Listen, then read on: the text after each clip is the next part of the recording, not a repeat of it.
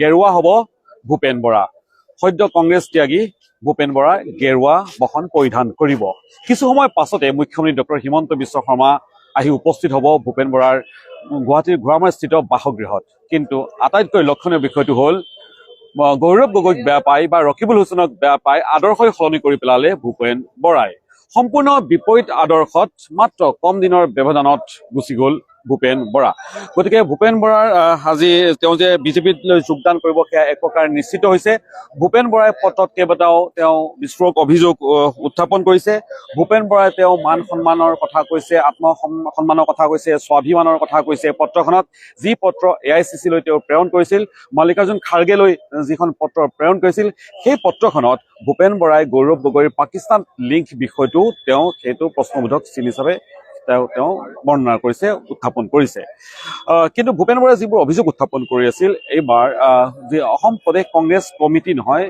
APCCRহে বৰ্তমান চলি আছে, অৰ্থাৎ ৰকিবুল হুছেইনৰ বিৰুদ্ধে ক্ষোভ দেখা পোৱা গৈছে ভূপেন বৰাৰ। ভূপেন বৰাই তেওঁ কৈছে তেওঁ উপযুক্ত সন্মান পোৱা নাই এই দলত, আৰু তেওঁ এনেধৰণে ৰকিবুল হুছেইনৰ বিৰুদ্ধেও তেওঁ অভিযোগ উত্থাপন কৰিছে। তেওঁ গৌৰৱ গগৈৰ পাকিস্তান লিংক সন্দৰ্ভত তেওঁ মানুহৰ মাজত যি ধাৰণা বিয়পি আছে সেই কথা তেওঁ স্পষ্টভাৱে পত্ৰখনত উল্লেখ কৰিছে, যিখন পত্ৰ ইতিমধ্যে সংবাদ মাধ্যমৰ হাতত পৰিছে। কিন্তু আটাইতকৈ গুৰুত্বপূৰ্ণ বিষয়টোৱে হ'ল যে ভূপেন বৰা তেওঁ কংগ্ৰেছ ত্যাগ কৰিছে, সেইটো তেওঁৰ ব্যক্তিগত সিদ্ধান্ত। কিন্তু ইমান দিনে ভূপেন বৰাই যিহেতু তেওঁ বিজেপিক গালি পাৰি আছিল, বৰ্তমান ভূপেন বৰাৰ যিটো বাসগৃহ আমি আপোনালোকক দেখুৱাইছো, এই বাসগৃহৰ ওপৰত কেইদিনমান পূৰ্বে GMC গুৱাহাটী পৌৰ নিগমৰ নটিচ আহিছিল, অৰ্থাৎ পৌৰ নিগমৰ হাতুৰি পৰিব লৈছিল এই বাসগৃহত ভূপেন বৰাৰ। প্ৰশ্ন কেৱল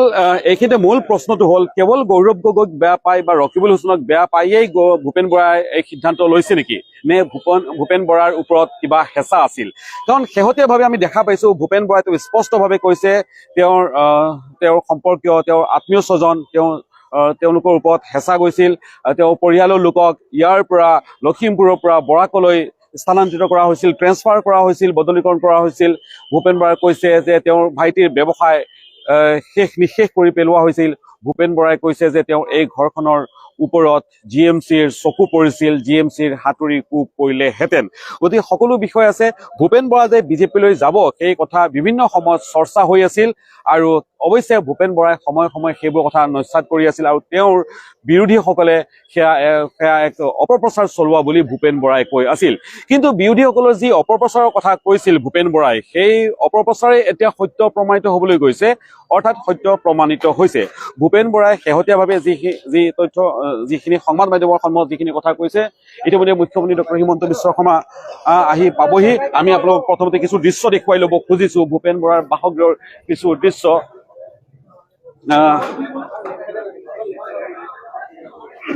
ভূপেন বৰাই ইতিমধ্যে ভূপেন বৰাৰ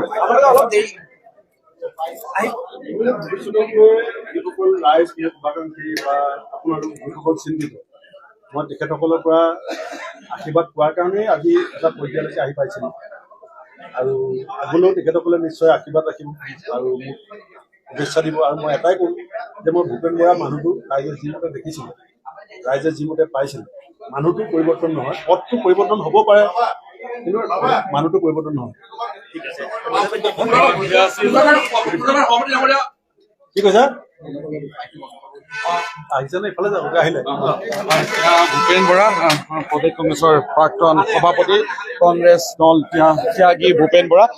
বৰা ইতিমধ্যে তেওঁ কংগ্ৰেছ ত্যাগ কৰিছে। এদিনৰ সময়সীমা লৈছিল তেওঁ সিদ্ধান্ত পুনৰ বিবেচনাৰ বাবে, কিন্তু সেই এদিনৰ সময়সীমা উকলি গৈছে। এদিনৰ কোনো সুদুত্তৰ নাপালে ন ভূপেন দা? আপুনি যিখন পত্ৰ দিছিলে কোনো সুদুত্তৰ পাইছিল নেকি? প্ৰত্যাহাৰ কৰিবৰ কাৰণে কৈছে, কিন্তু পদত্যাগ পত্ৰখনৰ সম্পৰ্কত আলোচনা হোৱা নাই। যিবোৰ কণ্ডিশ্যন দিছিলে আপোনাৰ, অভিযোগ যিবোৰ দিছিলে সেইবোৰ সমাধানৰ কোনো সিদ্ধান্ত লৈছে নে? কোনো নাই লোৱা। গতিকে আপুনি আপোনাৰ সেই প্ৰত্যাহাৰ নকৰে আৰু সেইটো ফাইনেল হৈ গ'ল সমগ্ৰ বিষয়টো ইতিমধ্যে? আৰু অকণমান দেৰি ৰৈ দিয়ক। মই যিহেতু মুখ্যমন্ত্ৰীগৰাকী আহিছে, তেখেত মুখ্যমন্ত্ৰী হোৱাৰ লগতে এটা দলৰো ডাঙৰ নেতা, তেখেতৰ পৰাও শুনিম। ময়ো যদি কিবা ক'বলগীয়া আছে নিশ্চয় ক'ম, আৰু তাৰপিছত নিশ্চয় কোনো থাকিব অকণমান দেৰি আৰু অলপমান সময় ধৰি ইতিমধ্যে ইতিমধ্যে মুখ্যমন্ত্ৰী ডক্টৰ হিমন্ত বিশ্ব শৰ্মা আহি আছে মুখ্যমন্ত্ৰী আহি আছে এই মুহূৰ্তত মুখ্যমন্ত্ৰীজনক মই যদি বাধা দিওঁ আহিবলৈ তেতিয়া আপোনালোকে মোক সমালোচনা কৰিব যে ৰাজ্যখনৰ মুখ্যমন্ত্ৰীজনে আহিম বুলি নিজে কৈছে ভূপেন বৰাই মানে বাধা দিছে মুখ্যমন্ত্ৰীয়ে যি ভৱিষ্যতবাণী কৰিছে সেয়া সত্য হ'ব মুখ্যমন্ত্ৰীটো আগৰ বহুত ভৱিষ্যতবাণী খুলি আছে আগৰ বহুত ভৱিষ্যতবাণী খুলি আছে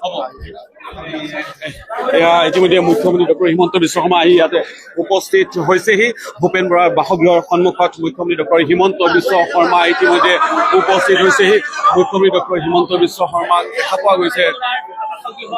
এয়া এক প্ৰকাৰ উখল মাখল পৰিৱেশ দেখা পোৱা গৈছে কেনেধৰণৰ পৰিৱেশ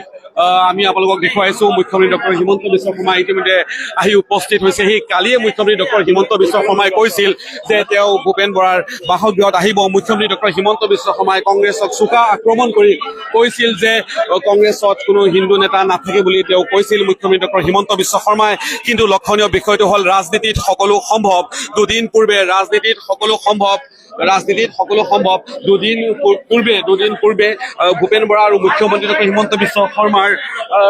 মাজত যথেষ্ট মুখ্যমন্ত্ৰী ডক্টৰ হিমন্ত বিশ্ব শৰ্মাৰ মাজত সংঘাত আছিল দেখা পোৱা গৈছে আৰু এই মুহূৰ্তত দেখা পোৱা গৈছে যে মুখ্যমন্ত্ৰী ডক্টৰ হিমন্ত বিশ্ব শৰ্মা ইতিমধ্যে আহি উপস্থিত হৈছেহি আৰু প্ৰথম মহলালৈ গৈ আছে ভূপেন বৰাই আদৰি লৈ গৈছে মুখ্যমন্ত্ৰী ডক্টৰ হিমন্ত বিশ্ব শৰ্মাক আদৰি লৈ গৈছে তেওঁ বাসগৃহলৈ আৰু ইতিমধ্যে আমি দেখুৱাইছো ভূপেন বৰাই কৈছে কিছু সময় আৰু অপেক্ষা কৰিব লাগিব আৰু কিছু সময় পাছতে ভূপেন বৰাই চূড়ান্ত সিদ্ধান্ত দিব বুলি তেওঁ সংবাদ মাধ্যমৰ সন্মুখত তেওঁ উল্লেখ কৰিছে এই মুহূৰ্তৰ এক আটাইতকৈ ডাঙৰ ৰাজনৈতিক খবৰ এয়া এক নজিৰবিহীন ঘটনা বুলিও ক'ব লাগিব কংগ্ৰেছৰ পৰা পদত্যাগ কৰাৰ লগে লগে বিজেপিত আনুষ্ঠানিকভাৱে কোনো যোগদান নকৰাকৈ ইতিমধ্যে দেখা পোৱা গৈছে যে মুখ্যমন্ত্ৰী ডক্টৰ হিমন্ত বিশ্ব শৰ্মা আহি উপস্থিত হৈছেহি ভূপেন বৰাৰ বাসগৃহত আহি উপস্থিত হৈছেহি এয়া এক এটা ডাঙৰ ৰাজনৈতিক খবৰ এই মুহূৰ্তৰ সেয়া এক নজিৰবিহীন ঘটনা বুলিও ক'ব লাগিব ক'ৰবাত নহয় ক'ৰবাত এই এটা কথা মন কৰিব লগা যে বিজেপিৰ যি আগ্ৰাসী ৰাজনীতি সেই আগ্ৰাসী ৰাজনীতিৰ সেয়া এক বহিঃপ্ৰকাশ কাৰণ এজন নেতা কি ধৰণে তেওঁলোকে নিজৰ দললৈ টানি নিব পাৰে তাৰ বাবে সকলো ধৰণৰ পৰিকল্পনা কুচ কৌশল বিজেপিয়ে আৰু বিশেষকৈ মুখ্যমন্ত্ৰী ডক্টৰ হিমন্ত বিশ্ব শৰ্মাই ৰচনা কৰা পৰিলক্ষিত হৈছে আৰু সেয়া তেওঁলোকে সম্ভৱপৰ কৰি তুলিছে বিজেপিৰ ৰাজনীতি মন কৰিব লগা বিজেপিৰ ৰাজনীতিৰ সন্মুখত ক'ৰবাত নহয় ক'ৰবাত কংগ্ৰেছৰ ৰাজনীতি যেন ম্লান পৰিছে বুলি ক'ব লাগিব কংগ্ৰেছৰ ৰাজনীতি ম্লান পৰিছে কাৰণ ইতিমধ্যে আমি দেখা পাইছো যে ভূপেন বৰাক সন্মান কৰিবৰ কাৰণে AICCৰ নেতৃত্ব জিতেন্দ্ৰ সিং আৰু মনোজ চৌহানকে আদি কৰি প্ৰদেশ কংগ্ৰেছৰ সভাপতি গৌৰৱ গগৈকে আদি কৰি বিৰোধী দলপতি দেৱব্ৰত শইকীয়া আনহাতে আন কংগ্ৰেছ নেতাসকল আব্দুল খালেক সাংসদ প্ৰদ্যুৎ বৰদলৈ সকলো কংগ্ৰেছ নেতা আহি উপস্থিত হৈছিল কিন্তু ৰকিবুল হুছেইন আহি উপস্থিত হোৱা নাছিল সেই মুহূৰ্তত দেখা পোৱা গৈছিল যে ৰকিবুল হুছেইনে তেওঁ নগাঁৱত সংবাদমেল সম্বোধন কৰি এয়া এক দুখজনক ঘটনা বুলি তেওঁ মন্তব্য কৰিছিল এক ডাঙৰ ৰাজনৈতিক খবৰ এই মুহূৰ্তত যে ভূপেন বৰাই কংগ্ৰেছ ত্যাগ কৰাৰ পাছতে ভূপেন বৰাৰ সেই বিস্ফোৰক পত্ৰ AICCলৈ প্ৰেৰণ কৰাৰ পাছতে মুখ্যমন্ত্ৰী ডক্টৰ হিমন্ত বিশ্ব শৰ্মাই কালিয়ে তেওঁ ঘোষণা কৰিছিল যে তেওঁ ভূপেন বৰাৰ বাসগৃহলৈ আহিব আৰু সেইমতে এই মুহূৰ্তত আহি উপস্থিত হৈছেহি ভূপেন বৰা বাসগৃহত মুখ্যমন্ত্ৰী ডক্টৰ হিমন্ত বিশ্ব শৰ্মা এক ডাঙৰ ৰাজনৈতিক খবৰ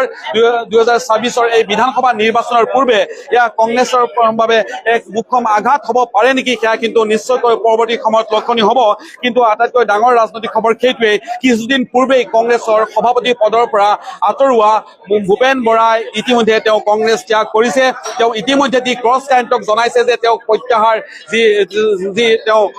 যিখন পত্ৰ লিখিছিল পদত্যাগ পত্ৰ লিখিছিল সেই পদত্যাগ পত্ৰ তেওঁ সুদুত্তৰ পোৱা নাই তাত তেওঁ কেইবাটাও অভিযোগ আনিছিল সেই অভিযোগ সন্দৰ্ভত AICC কোনো ধৰণৰ ৰিপ্লাই কৰা নাই AICC কেৱল তেওঁক জনাইছে তেওঁক থাকিবৰ কাৰণে আহ্বান জনাইছে কিন্তু ভূপেন বৰা নাচুবান্ধা তেওঁ সেই অভিযোগসমূহৰ কোনো সিদ্ধান্ত নাপালে সুদুত্তৰ নাপালে তেওঁ ভূপেন বৰা নাথাকে কংগ্ৰেছত সেয়া এক প্ৰকাৰ নিশ্চিত ভূপেন বৰাই আনুষ্ঠানিকভাৱে একো কোৱা নাই কিন্তু তাৎপৰ্যপূৰ্ণ মন্তব্য কৰিছে আৰু শেহতীয়া দুদিনৰ পৰা আমি দেখা পাইছো মুখ্যমন্ত্ৰী ডক্টৰ হিমন্ত বিশ্ব শৰ্মাক এক প্ৰকাৰ প্ৰশংসাৰে উপচাই পেলাইছে ভূপেন বৰা ৰাজনীতিত সকলো সম্ভৱ আমি আপোনালোকক জনাই আছো ৰাজনীতিৰ ওপৰত এতিয়া সকলো সম্ভৱ দুদিন আগলৈকে ভূপেন বৰা আৰু মুখ্যমন্ত্ৰী ডক্টৰ হিমন্ত বিশ্ব শৰ্মাৰ মাজত সংঘাতে তীব্ৰ ৰূপ ধাৰণ কৰিছিল। ভূপেন বৰাই বিজেপিক চোকা আক্ৰমণৰ লক্ষ্য কৰি লৈছিল, মুখ্যমন্ত্ৰীক সমালোচনা কৰিছিল, বিজেপিৰ সাম্প্ৰদায়িক ৰাজনীতিক চোকা সমালোচনা কৰিছিল। আনকি দেখা পোৱা গৈছে ভূপেন বৰাই কৈছিল যে তেওঁ বিজেপিক সমালোচনা কৰাৰ বাবে তেওঁৰ এই ঘৰখনত, যি ঘৰত আমি উপস্থিত আছো, তাতে গুৱাহাটী পৌৰ নিগমৰ হাতুৰিৰ কোব ইয়াতে পৰিবলৈ লৈছিল। অৰ্থাৎ পৌৰ নিগমৰ গুৱাহাটী পৌৰ নিগমে নটিচ জাৰি কৰিছিল, ইয়াতে অবৈধ নিৰ্মাণৰ কথা উল্লেখ কৰা হৈছিল। কিন্তু আৰু তাৰ সমান্তৰালভাৱে ভূপেন বৰাই অভিযোগ আনিছিল যে তেওঁ পৰিয়ালৰ লোকসকলক, যিসকলে চাকৰি কৰে, যিসকলে ব্যৱসায় কৰে,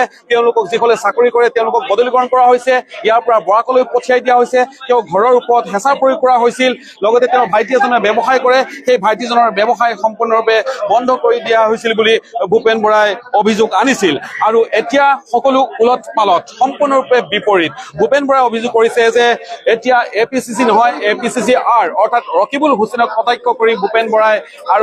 গৌৰৱ গগৈক কটাক্ষ কৰি ভূপেন বৰাই তেওঁ কংগ্ৰেছ দল ত্যাগ কৰে। কিন্তু আটাইতকৈ ডাঙৰ কথাটো হ'ল তেওঁ কংগ্ৰেছ ত্যাগ কৰাৰ সমান্তৰালভাৱে সম্পূৰ্ণ বিপৰীত মেৰুত থকা এটা ৰাজনৈতিক দলত যোগদান কৰাৰ যোজা চলিছে। অৰ্থাৎ সম্পূৰ্ণ বিপৰীত আদৰ্শৰ ৰাজনৈতিক দলত ইতিমধ্যে যোগদান কৰিব ভূপেন বৰাই। সেয়া কিন্তু এই মুহূৰ্তৰ এক আটাইতকৈ ডাঙৰ আৰু তাৎপৰ্যপূৰ্ণ খবৰ। ইতিমধ্যে মুখ্যমন্ত্ৰী ডক্টৰ হিমন্ত বিশ্ব শৰ্মা আহি উপস্থিত হৈছেহি। মই কিছু দৃশ্য দেখুৱাম আপোনালোকক, ভূপেন বৰাৰ বাসগৃহৰ বাহিৰতো বহু লোকৰ ভিৰ। ইতিমধ্যে ভূপেন বৰাৰ বাসগৃহৰ বাহিৰতো যথেষ্ট ভিৰ আমি আপোনালোকক দেখুৱাই আছো। এই মুহূৰ্তত এয়া হ'ল ভূপেন বৰাৰ ঘোঁৰামাৰীস্থিত বাসগৃহ, য'ত যথেষ্ট ভিৰ দেখা পোৱা গৈছে। বহু লোক আহিছে, মুখ্যমন্ত্ৰীক চাবলৈ বহু লোকে ইয়াতে আহি ভিৰ কৰিছেহি। গৌৰৱ,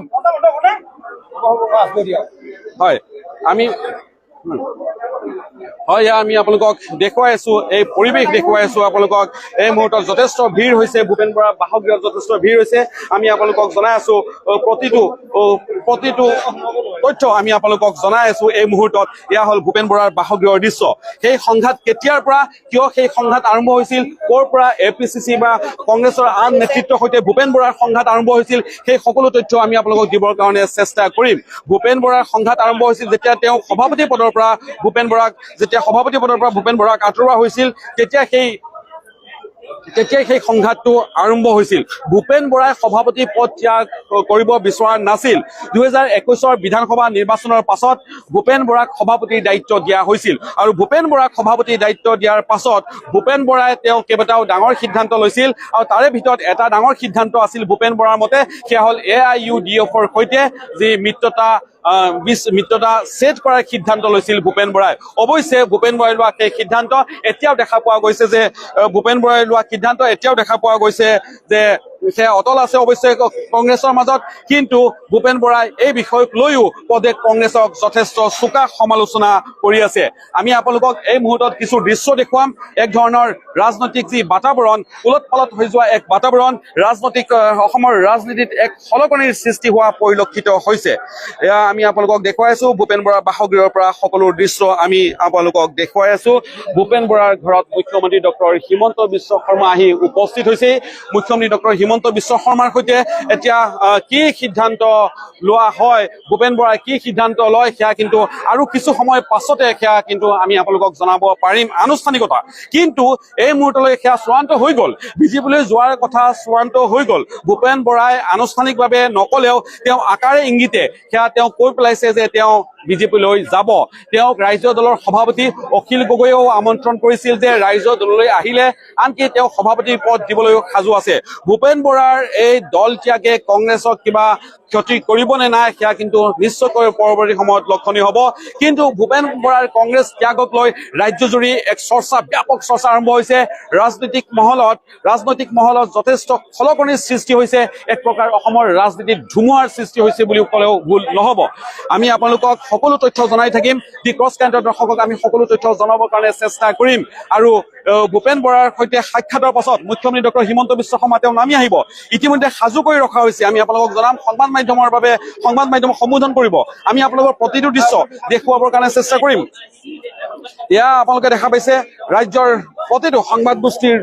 সাংবাদিকসকল আহি ইতিমধ্যে উপস্থিত হৈছে আৰু ইতিমধ্যে দেখা পোৱা গৈছে ব্যাপক আয়োজন অৰ্থাৎ সংবাদমেল সম্বোধন কৰিব মুখ্যমন্ত্ৰী আৰু ভূপেন বৰাই একেলগে সংবাদমেল সম্বোধন কৰিব নে কেৱল ভূপেন বৰাই কৰিব বা মুখ্যমন্ত্ৰী এই সমগ্ৰ বিষয়ত কি মন্তব্য কৰিব সেই সকলো তথ্য আমি কিছু সময় অপেক্ষা কৰিব লাগিব আপোনালোক দি ক্ৰছ কাৰেণ্টৰ সৈতে কিছু সময় থাকিব লাগিব প্ৰতিটো খবৰ পুংখানুপুংখৰূপে আৰু সঠিক ৰূপত আমি আপোনালোকক দিবৰ কাৰণে চেষ্টা কৰিম কাৰণ দেখা পোৱা গৈছে যে ভূপেন বৰাৰ এই পদত্যাগে ৰাজ্যৰ ৰাজনীতিত এক প্ৰকাৰ খলকনিৰ সৃষ্টি হৈছে খলকনি তুলিছে আমি কিছু দৃশ্য দেখুৱাম পৰিৱেশ দেখুৱাবৰ কাৰণে পৰিৱেশ দেখুৱাম আমি আপোনালোকক পৰিৱেশ দেখুৱাই আছো কেনেধৰণে এক ধৰণৰ পৰিৱেশ বাহিৰৰ পৰিৱেশো আমি আপোনালোকক দেখুৱাবৰ কাৰণে চেষ্টা কৰিম বাহিৰত কেনেধৰণৰ পৰিৱেশ ভূপেন বৰাৰ বাসগৃহৰ বাহিৰতো দেখা পোৱা গৈছে শ লোকৰ ভিৰ দেখা পোৱা গৈছে এয়া আমি আপোনালোকক দেখুৱাই আছো ভূপেন বৰাৰ ঘৰৰ বাহিৰৰ পৰিৱেশ আৰু এয়া আপোনালোকে দেখা পাইছে ভূপেন বৰাৰ ঘৰৰ বাহিৰৰ পৰিৱেশ শ লোকে আহি ভিৰ কৰিছেহি সকলোৰ উৎসুকতা যে ভূপেন বৰাৰ চূড়ান্ত সিদ্ধান্ত কি হয় মুখ্যমন্ত্ৰী ডক্টৰ হিমন্ত বিশ্ব শৰ্মাই হঠাতে আহি অৰ্থাৎ তেওঁ ঘোষণা কৰা মতে তেওঁ আহি আজি যিহেতু উপস্থিত হৈছে ভূপেন বৰাৰ বাসগৃহত গতিকে সেয়া এক ডাঙৰ ৰাজনৈতিক খবৰ সেয়া এক ডাঙৰ ৰাজনৈতিক খবৰ ভূপেন বৰাৰ কংগ্ৰেছৰ সৈতে যি সংঘাত আৰম্ভ হৈছিল সেই সংঘাত সভাপতি পদ যোৱাৰ পাছৰ পৰাই সেই সংঘাত আৰম্ভ হৈছিল ভূপেন বৰাই সভাপতি পদ ত্যাগ কৰিব খোজা নাছিল সেই মুহূৰ্ততো বিতৰ্ক সূচনা হৈছিল কোন হ'ব প্ৰদেশ কংগ্ৰেছৰ সভাপতি কোন হ'ব প্ৰদেশ কংগ্ৰেছৰ সভাপতি তাকে লৈ বহু জল্পনা কল্পনা চলিছিল গৌৰৱ গগৈ নে ভূপেন বৰা সেই ৰাজনৈতিক যি পৰিক্ৰমা সেই ৰাজনৈতিক পৰিক্ৰমা চাবলৈ যদি যায় আপোনালোকে মন কৰিব ৰকিবুল হুছেইনে 20 গৰাকী বিধায়কৰ কংগ্ৰেছী বিধায়কৰ চহী লৈ তেওঁ দিল্লী গৈ পাইছিল 20 গৰাকী কংগ্ৰেছ বিধায়কৰ চহী লৈ গৌৰৱ গগৈক তেওঁলোকে সভাপতি পদত অধিষ্ঠিত কৰিছিল অৰ্থাৎ AICCয়ে গৌৰৱ গগৈক সভাপতি হিচাপে নিযুক্তি দিছিল AICC কিয় গৌৰৱ গগৈক সভাপতি হিচাপে নিযুক্তি দিছিল ইয়াৰ আঁৰৰ কাৰণ কি আছিল কাৰণ 21ৰ নিৰ্বাচনৰ পাছত যেতিয়া ভূপেন বৰাক অসম প্ৰদেশ কংগ্ৰেছ কমিটিৰ সভাপতি হিচাপে নিযুক্ত কৰা হৈছিল তাৰ পাছত একেৰাহে কোনো এটা নিৰ্বাচনতে ভূপেন বৰা তেওঁ সফল হ'ব নোৱাৰিলে সেই সময়ত ভূপেন বৰাই দলটো ঠিকেই ধৰি ৰাখিলে কিন্তু কোনো এটা নিৰ্বাচনতে তেওঁ বৰ বেছি সফলতা লাভ কৰিব নোৱাৰিলে বহু সময়ত ভূপেন বৰাই কেতিয়াবা ৰাজনীতি ত্যাগ কৰিব নেকি ভূপেন বৰাই গেৰুৱা বসন পৰিধান কৰিব নেকি তাকে লৈ বিকল্প জল্পনা কল্পনা চলি আছিল ভূপেন বৰাৰ সৈতে বিভিন্ন সময়ত বিজেপিৰ ঘনিষ্ঠতাক লৈ পেলাই বিতৰ্কৰ সূচনা হৈছিল আৰু ভূপেন বৰাৰ যিসকল উপদেষ্টা আছিল সেই উপদেষ্টাসকলক লৈ বিতৰ্কৰ সূচনা হৈছিল যিসকলে ভূপেন বৰাক উপদেষ্টা যিসকল আছিল তেওঁলোকৰ ক'ৰবাত নহয় ক'ৰবাত লিংক বিজেপিৰ সৈতে আছিল তাকে লৈও ইতিমধ্যে সেই বিষয়টো ইতিমধ্যে চৰ্চা লাভ কৰিছে যেতিয়া তেওঁ সভাপতি পদৰ পৰা আঁতৰাই দিয়া হ'ল তেতিয়া ক্ষুব্ধ হৈ পৰিল ভূপেন বৰা তেওঁ দিল্লীত নাথাকি সেই সময়ত তেওঁ ক'ৰবালৈ গুচি গ'ল দুদিনমান তেওঁক লগ পোৱা নগ'ল তেওঁ ক'ৰবাত তেনেকুৱা তেওঁ দুদিনৰ পৰা প্ৰায় নিৰুদ্দেশ হৈ থাকিল বা সংবাদ মাধ্যমৰ পৰা আঁতৰি থাকিল সভাপতি পদত যেতিয়া গৌৰৱ গগৈক সভাপতি হিচাপে নিযুক্তি দিয়া হ'ল সেই মুহূৰ্তলৈকে ভূপেন বৰাই গৌৰৱ গগৈক আদৰণি জনালে কিন্তু অত্যন্ত শেহতীয়াভাৱে দেখা পোৱা গৈছে যি বিতৰ্কৰ সূচনা হৈছিল সেই বিতৰ্কৰ সূচনা হৈছিল সেই বিতৰ্ক হ'ল যে মিত্ৰতাক লৈ পেলাই বিতৰ্ক আৰম্ভ হৈছিল ভূপেন বৰাৰ যি সফলতা আছিল সেই সফলতা হ'ল যে তেওঁ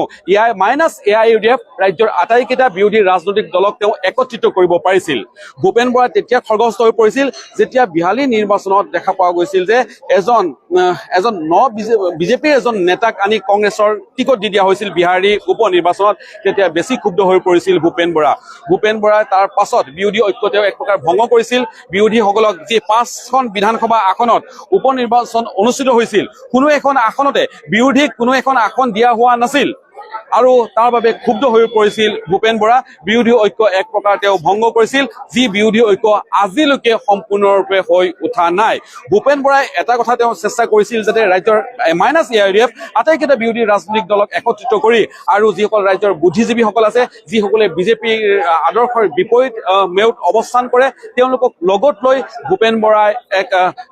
এক সমন্বয় সমিতি বা এনেধৰণৰ এক বাতাবৰণ সৃষ্টি কৰিব বিচাৰিছিল সেয়া ভূপেন বৰাই সেয়া দিয়াৰ চেষ্টা কৰিছিল কিন্তু অত্যন্ত শেহতীয়াভাৱে যেতিয়া বিৰোধী ঐক্যৰ নেতাসকলৰ সৈতে গৌৰৱ গগৈৰ মিত্ৰতা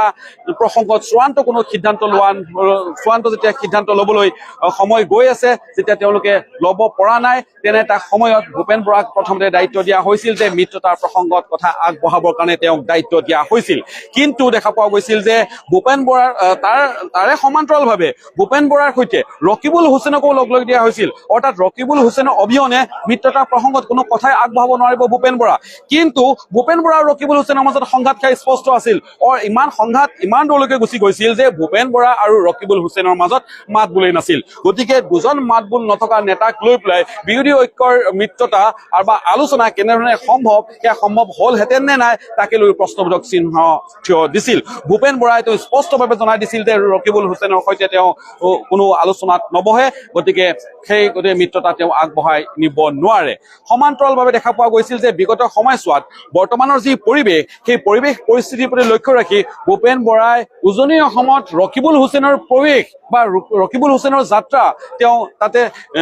তেওঁ বিচৰা নাছিল শেহতীয়াভাৱে মাজুলীত গৌৰৱ গগৈৰ সৈতে ৰকিবুল হুছেইনৰ যি যাত্ৰা তাতো আপত্তি দৰ্শাইছিল ভূপেন বৰাই কিন্তু ভূপেন বৰাৰ সেই আপত্তিও নৰজিল আৰু অৱশেষত কালি পুৱা ৮ বজাত ভূপেন বৰাই ৰাজ্যত খলকনিৰ সৃষ্টি হ'ব পৰা তেওঁৰ সেই পত্ৰখন পদত্যাগ পত্ৰ তেওঁ AICC-লৈ দাখিল কৰিছে মল্লিকাৰ্জুন খৰ্গে কংগ্ৰেছৰ ৰাষ্ট্ৰীয় অধ্যক্ষ KC বেণুগোপাল আৰু ৰাহুল গান্ধীলৈ লিখা সেই পত্ৰখনত তেওঁ কেইবাটাও গুৰুতৰ অভিযোগ আনিছে তেওঁ মান সন্মান হেৰুওৱা আত্মসন্মান হেৰুওৱা স্বাভিমান হেৰুওৱা বুলি তেওঁ অভিযোগ আনিছে তেওঁ গৌৰৱ গগৈৰ পাকিস্তান লীগ সন্দৰ্ভত গৌৰৱ গগৈয়ে দীৰ্ঘদিন মৌনতা অৱলম্বন কৰা বিষয়টো তেওঁ পত্ৰখনত তেওঁ লিখিছে ভূপেন বৰাই আৰু এই সমগ্ৰ বিষয়টোত গৌৰৱ গগৈয়ে ৰাইজক নিয়াব পৰাকৈ কোনো ধৰণৰ স্পষ্টীকৰণ দিব পৰা নাই বুলি ভূপেন বৰাই উল্লেখ কৰিছে কিন্তু কালিৰ দিনটো দেখা পোৱা গৈছিল যে গৌৰৱ গগৈ আহি উপস্থিত হৈছিল প্ৰদেশ কংগ্ৰেছৰ সভাপতি প্ৰাক্তন সভাপতি বা কংগ্ৰেছ ত্যাগী ভূপেন বৰাৰ ঘৰত আহি উপস্থিত হৈছিল গৌৰৱ গগৈয়ে কৈছিল তেওঁ ক্ষমা বিচাৰিছিল ৰাজহুৱাভাৱে এইক্ষেত্ৰত মন কৰিব লগা কথা যে গৌৰৱ গগৈ প্ৰদেশ কংগ্ৰেছৰ সভাপতি হোৱা স্বত্তেও ৰাজহুৱাভাৱে সৰু ভাইটি হিচাপে মই ভূপেন বৰাক যদি আমাৰ ফালৰ পৰা বা গৌৰৱ কোনো ধৰণৰ তেওঁ আঘাত পাইছে তেতিয়াহ'লে তেওঁক ক্ষমা কৰি দিব লাগে বুলি ৰাজহুৱাভাৱে সংবাদ মাধ্যমৰ সন্মুখত গৌৰৱ গগৈয়ে ক্ষমা বিচাৰিছিল কিন্তু সেয়াও নৰজিল ভূপেন বৰাই তেওঁ যি চূড়ান্ত সিদ্ধান্ত সেয়া লৈ পেলালে ক'ৰবাত নহয় ক'ৰবাত অনুমান হয় ভূপেন বৰাই এই সিদ্ধান্ত পূৰ্বেই লৈ পেলাইছিল নেকি কাৰণ কালি ৰাহুল গান্ধীৰ সৈতে আৰু সোনিয়া গান্ধীৰ সৈতেও ভূপেন বৰাৰ টেলিফোনত তেওঁ কথা হৈছিল গতিকে আৰু কিছু সময় যাব মুখ্যমন্ত্ৰী ডক্টৰ হিমন্ত বিশ্ব শৰ্মাই ইতিমধ্যে তেওঁ ভূপেন বৰাৰ বাসগৃহত তেওঁ আছে তেওঁ ভূপেন বৰাৰ সৈতে তেওঁ কথোপকথন কৰি আছে আলোচনাত বহিছে আৰু সেই আলোচনাৰ অন্তত আৰু কিছু সময়ৰ প্ৰয়োজন হ'ব আৰু সেই আলোচনাৰ অন্তত আনুষ্ঠানিকতা হয়তো সম্পন্ন হ'ব আৰু আনুষ্ঠানিকতা শেষ হোৱাৰ পাছত হয়তো আনুষ্ঠানিক বক্তৃতা আগবঢ়াব মুখ্যমন্ত্ৰী ডক্টৰ হিমন্ত বিশ্ব শৰ্মা আৰু ভূপেন বৰাই আমি আপোনালোকক প্ৰতিটো খবৰ পুংখানুপুংখৰূপে আৰু শুদ্ধ আৰু সঠিক ৰূপত দি থাকিম আপোনালোকে চাই থাকিব লাগিব